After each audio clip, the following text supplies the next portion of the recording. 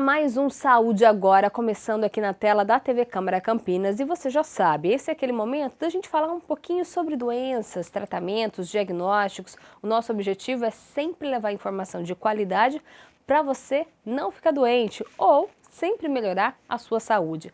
E o tema de hoje, olha só, a gente vai falar um pouquinho sobre osteoporose. Quem aceitou o convite para falar sobre esse tema, tirar todas as nossas dúvidas, é o médico que está aqui na tela comigo, é o Dr. Sérgio Setsu Maeda. Falei certo o seu nome, doutor? Sim, está correto. Boa tarde. O Dr. Sérgio, ele é endocrinologista da Sociedade Brasileira de Endocrinologia e Metabologia Regional aqui de São Paulo. E, doutor, antes de começar então o nosso bate-papo, eu quero agradecer, viu, a sua participação aqui no Saúde Agora para falar de um tema bem importante que afeta aí milhares e milhares de pessoas, né? Eu que agradeço o convite e a oportunidade. Doutor, então já vamos entender, né? A gente fala muito dessa palavra, dessa doença, eu vou até perguntar, é considerada uma doença, osteoporose? O que é? Sim, ela é uma doença e nisso a gente tem que levar em conta a estrutura óssea. E o osso ele é formado de trabéculas, digamos assim, que seriam as paredes e vigas que sustentam essa estrutura. E na definição da doença, o que que existe? Um enfraquecimento dessa estrutura.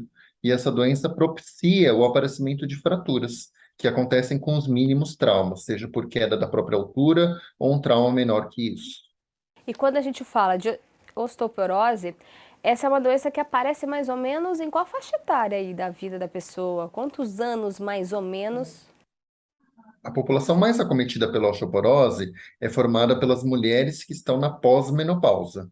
Então, nessa fase da vida, como existe o fim da atividade dos ovários e a produção dos hormônios ovarianos, a estrutura óssea se enfraquece pela queda abrupta do nível desses hormônios. Mas a gente não pode esquecer que os homens também têm osteoporose, é menos frequente neles, né, e acontece de maneira mais tardia. Geralmente as fraturas nos homens são acima dos 70 anos, e existem alguns casos mais raros que a gente também vê na infância e adolescência. O senhor falou aí fratura. Esse é o principal sintoma quando a pessoa começa a se machucar, se fraturar? Já é um início de aí, um sinal de alerta? Em geral, a osteoporose é uma doença silenciosa, e a fratura de fragilidade, quando ela acontece, é a pior manifestação que a doença tem. E ela pode acontecer principalmente em alguns lugares do nosso corpo, nas vértebras da coluna, na bacia e no quadril, no punho. Então, são lugares que podem ter fratura por fragilidade.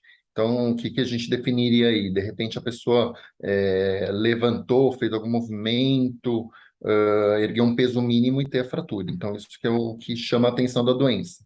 A gente não caracteriza como osteoporose, por exemplo, um paciente que teve um atropelamento, por exemplo, né? Numa situação dessas, a fratura vai acontecer por uma situação de alto impacto. Então, é completamente diferente. E aí, como que é feito esse diagnóstico, né? A pessoa, por exemplo, se fraturou aí. O senhor disse que ela é silenciosa e quando já se manifesta, já a pessoa está quebrando alguma parte do corpo, fraturando, né? Vai para o hospital, vai para o médico, como que é esse diagnóstico? Qual que é o alerta, qual que é o sinal que os médicos olham, ó, vamos ver se é osteoporose ou não? Em geral, o rastreio dessa doença é feito através do exame da densitometria óssea, que é como se fosse um raio-x que avalia a quantidade de cálcio, principalmente nos sítios da coluna e no quadril, que são as regiões que a gente avalia no exame. Clinicamente, se o paciente tem uma fratura de fragilidade, independente da densitometria, a gente tem um diagnóstico clínico de osteoporose também. Doutor, como que é o osso da pessoa que tem a osteoporose? Dá para perceber nesses exames que tem diferença? Bom, o raio-x ele é uma avaliação grosseira, mas o que a gente consegue ver é que a estrutura óssea de um paciente que tem osteoporose, a gente vê que é um osso que tem uma estrutura mais fraca, densidade menor, digamos assim, é um osso esburacado, então ele não vai ter a mesma resistência de um osso normal. E aí, doutor, feito esse diagnóstico, existe tratamento até para evitar, né, essas fraturas, essas possíveis fraturas? Bom, em geral, o que que a gente faz? A gente faz uma orientação ainda não baseada em remédios, então orientações gerais que vão levar em conta a gente melhorar a dieta, no que consiste em relação aos derivados do leite, que são os alimentos que têm mais cálcio aí do que a gente tem à disposição para se alimentar. A gente orienta a atividade física supervisionada, pensando principalmente em fortalecer a musculatura que protege a gente da queda, orientações gerais dentro de casa, porque no geral o banheiro é o grande vilão, né, onde as pessoas escorregam e caem. Iluminação, piso, tipo de sapato, essas orientações elas são muito importantes desde o início. Mas do ponto de vista dos fármacos, das medicações que a gente pode usar, a gente pode dividir esses medicamentos em dois grandes grupos. Existe o primeiro grupo que a gente utiliza mais, que são os antirreabsortivos, que são medicamentos que vão diminuir a destruição óssea, e existem alguns casos mais graves que a gente utiliza os formadores ósseos, que a gente tenta aumentar a massa óssea. E com base nesse tratamento, como que é? Ele costuma ser um tratamento longo, é para o resto da vida, vai chegar um momento que a pessoa não vai precisar mais ingerir esses medicamentos. E, já engatando mais uma pergunta, no caso de osteoporose, tem cura, doutor? Bom, a osteoporose é uma doença crônica e o paciente ele tem que ser acompanhado. Então, é uma doença que vai persistir até o fim da vida, até porque é uma doença que, em geral, aparece no envelhecimento. E a grande questão que a gente tem é garantir a qualidade de vida até os últimos dias de vida da pessoa, né? O que é a grande ciência e o papel aqui do especialista que cuida desse caso é saber manejar as medicações. Porque dependendo de qual for, a gente tem que considerar, por exemplo, uma pausa em alguns momentos. Às vezes, quando a gente está com tratamento e vai transitar para o outro, tem que ter um cuidado e um conhecimento para fazer isso da maneira mais adequada. E quando a gente fala nessa doença, ela pode ser hereditária, se a minha mãe tem, eu posso vir a ter, ou a minha avó teve, enfim. Bom, a massa óssea, ou seja, a quantidade de cálcio que a gente tem no corpo, é determinada geneticamente. Cerca de 60 a 80% do que a gente tem de patrimônio ósseo é carregado pelos genes. Então, a história familiar é muito importante de a gente saber. E a parte ambiental, estilo de vida, elas controlam aí 20 a 40%. Então, a gente está falando aí dos hábitos de vida. Então, a gente sabe que tem fatores que ajudam a piorar a saúde óssea, como sedentarismo, baixa ingestão de cálcio. Se é uma mulher, a gente tem que saber se durante a vida os ciclos menstruais dela são regulares, porque isso mostra uma saúde ovariana. Então, existem questões aí ambientais que a gente também tem que levar em conta. O tabagismo e o alcoolismo são coisas que são prejudiciais não só para o coração e pulmão, mas isso também é prejudicial para o osso. Então, toda essa parte dessa esfera de estilo de vida, a gente tem que estar ciente e perguntar a respeito disso também. Doutor, o senhor falou aí, né? A gente acha que o álcool, o tabagismo faz parte só para o pulmão, para o coração, para outras partes do corpo, mas tem doença como a osteoporose aí que ela é muito afetada por atitudes nossas. Então, e normalmente a gente não pensa na saúde dos nossos ossos. Sim. São fatores causais, né? O paciente que tem um histórico de um tabagismo muito pesado durante muito longo tempo, isso é tóxico para as células ósseas e a oxigenação dessas células acaba sendo comprometida também. Então, o tabagismo é ruim para o osso também. O etilismo também, ele é, de certo modo, álcool tóxico para as células ósseas e isso acaba entrando no rol de causas de osteoporose também. Doutor, muito se fala, né? É verdade ou não? Vou perguntar para o senhor. O senhor disse aí a ingestão de cálcio, muito encontrado no leite e derivados, né? Muitas vós falam, as mães falam, ah, tem que beber leite sempre, desde criança. Esse costume ajuda a prevenir lá na frente, quando se fala de osteoporose? É verdade ou não? Isso está super correto, porque durante a infância e adolescência, a nossa poupança óssea é construída com a parte alimentar. Então, nessa fase da vida é muito importante a ingestão de cálcio vindo desses alimentos. Quando nós somos adultos jovens, para manter essa massa óssea, é preciso que a gente ingira quantidades adequadas, porque o organismo entende assim. Ele faz de tudo para manter a quantidade de cálcio no sangue normal. Se a gente restringe pela alimentação, isso começa a tirar do osso. Então, essa poupança do osso ela é consumida.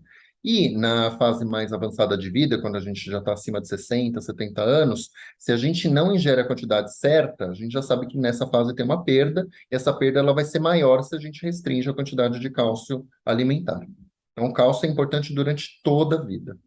Entendi. O excesso acaba prejudicando ou nesse caso não? Bom, em geral, o cálcio vindo dos alimentos, ele não tem associação com riscos que a gente tem. Mas quando a gente utiliza os suplementos de cálcio, o que a gente tem que ter cuidado é, primeiramente, avaliar o quanto esse paciente ingere pela dieta. Se isso for baixo, no primeiro momento, a gente estimular que ele aumente as fontes alimentares, Mas se isso for impossível por razões como, por exemplo, paladar, ou o paciente às vezes tem intolerância à lactose, a gente aí sim vai tentar usar os suplementos de cálcio. Mas dar muito suplemento de cálcio também não é bom. Então existe aí uma ideia de que, no máximo, a gente tenha por dia uma ingestão em torno de 1.000, 1.200 miligramas por dia. Então, se a gente ficar dando cálcio em excesso, isso também não faz mal, não faz bem para a saúde.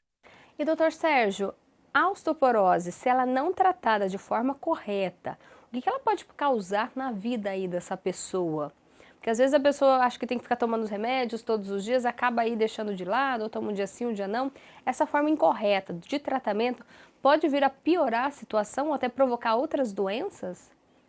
Sim, vamos tomar como exemplo a fratura de fêmur, né? Ela é uma fratura grave, muitas vezes ela necessita de uma cirurgia por conta do lugar que quebrou. E o paciente que acaba sofrendo esse tipo de fratura, muitos deles acabam não voltando na mesma performance física que tinha antes. Então, parte deles ficam mais dependentes fisicamente, o paciente ele acaba perdendo massa muscular. Isso a gente sabe que, inclusive, traz outras doenças associadas, inclusive aumento da mortalidade. Por exemplo, se a gente está vendo a fratura de coluna, nem sempre é uma fratura que dá sintoma. Existem fraturas assintomáticas. E uma das coisas que eu queria chamar a atenção, né, no exame físico, quando a gente vê os pacientes, o exame físico não traz muita coisa que a gente consegue ver, mas muita gente já deve ter visto na rua aquelas senhoras de idade que têm a coluna curvada, né, a corcunda da viúva, digamos assim. Isso é um sinal clínico que sugere a presença de fraturas vertebrais. E um paciente que tem a corcunda, além da dor, imagina que a caixa torácica, onde o pulmão está, acaba tendo uma ventilação alterada. O ponto de equilíbrio desse paciente é deslocado para frente. Isso aumenta a chance de cair para frente, né? Então, é um paciente que vai ter consequências dessa fratura, dessa ou dessas fraturas, né? Então, isso não pode ser ignorado. E outras doenças podem levar a pessoa a desenvolver osteoporose? Esse é um capítulo muito importante, porque quando a gente se depara pela primeira vez com um paciente que tem osteoporose, uma pergunta que o clínico que vê isso tem que se fazer é: existe alguma causa dessa osteoporose? Às vezes tem doenças e medicamentos que provocam perda óssea. Então, uma história clínica muito bem feita é muito importante no início, porque às vezes só de perguntar e saber os antecedentes pessoais dos pacientes, a gente consegue identificar as causas. E essa é uma doença que tem chamado a atenção de vocês? Tem aumentado o número de casos de pessoas diagnosticadas com osteoporose? Bom, isso é muito importante porque a nossa população está vivendo cada vez mais e é uma doença ligada ao envelhecimento. Isso a gente sabe de estudos epidemiológicos, né, na população, que isso aumenta e o número de fraturas também está aumentando. Então, isso é um problema de saúde pública que não pode ser ignorado. E diante disso, doutor, o que o senhor orienta o paciente que chega aí, ou até quem está assistindo a gente nesse momento, né, sobre esse tema, osteoporose? Os cuidados, o tratamento, não deixar de lado e não ficar postergando, né, deixando para depois procurar um especialista. Bom, acho que a primeira população que a gente tem que pensar que tem que ter alguma monitorização é a mulher pós-menopausa. Em geral, ela está sendo acompanhada pelo ginecologista, e em geral, o ginecologista tem essa preocupação de fazer o exame da densitometria óssea. E nos homens, acima dos 70 anos, também se recomenda, do ponto de vista populacional, que se faça a densitometria também. Fazendo o tratamento certinho, dá para ver, ter aí uma vida tranquila, uma vida saudável e viver por muitos anos, doutor, sem sofrimento, sem dor? A grande questão que eu coloco sempre é a gente pensar no futuro. Muita gente é muito imediatista, pensa em curto prazo, mas eu acho que a gente tem que pensar a longo prazo, né? Como é que eu vou chegar lá na frente, aos 80, 90 anos? E eu acho que as questões de mobilidade, elas são muito importantes. Então, é de se esperar que a gente se cuide para a gente conseguir chegar lá na frente independente, sem ter dificuldade física, né? Isso é um cuidado que a gente tem que pensar antes que aconteça, né? E, Muitas vezes um exemplo que eu gosto de citar é quando a gente pensa naquela senhora de idade de 90 anos que não consegue nem levantar da cadeira. Então, aquilo é uma situação muito extrema já, né? Que você já tem todo um acometimento que a gente pode prevenir com décadas de antecedência. é isso que eu ia perguntar para o senhor.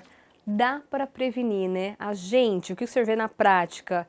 Nós hoje, muitas pessoas não estão pensando no futuro, como o senhor disse, é só o agora, a saúde de hoje, amanhã, depois vê?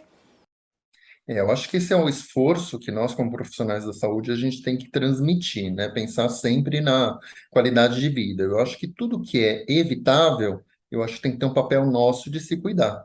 Muitas vezes a pessoa está preocupada lá com o carro, com o seguro, com o pneu, e, gente, o maior patrimônio que nós temos é o nosso corpo. Então, esse é sempre o argumento que eu uso, né? A gente tem que pensar que o nosso maior patrimônio é o nosso corpo, e a gente tem que cuidar dele.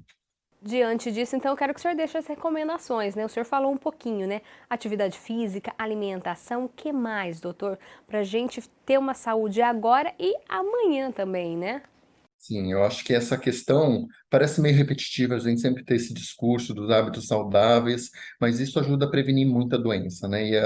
E a mobilidade, a gente fazer exercício, se movimentar, controlar o peso, ter uma alimentação variada com proteína, com carboidratos em quantidades controladas e gorduras em quantidades controladas, a gente vai colher esses frutos lá na frente. Então é muito importante que todos pensem nisso. Tá aí então o recado, a mensagem final, né, do Dr. Sérgio, que é endocrinologista, aceitou o convite aqui da TV Câmara Campinas para falar um pouquinho sobre osteoporose dentro do quadro Saúde Agora. Doutor, infelizmente o nosso tempo é curto, passa muito rápido.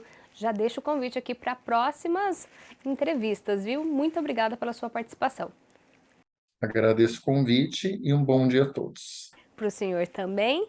E assim a gente encerra então o Saúde Agora. Lembrando que se quiser rever todo o meu bate-papo com o Dr. Sérgio, é muito fácil. Entra lá nas nossas redes sociais que o Saúde Agora está disponível na íntegra. A gente se vê na próxima edição. Se cuida. Tchau.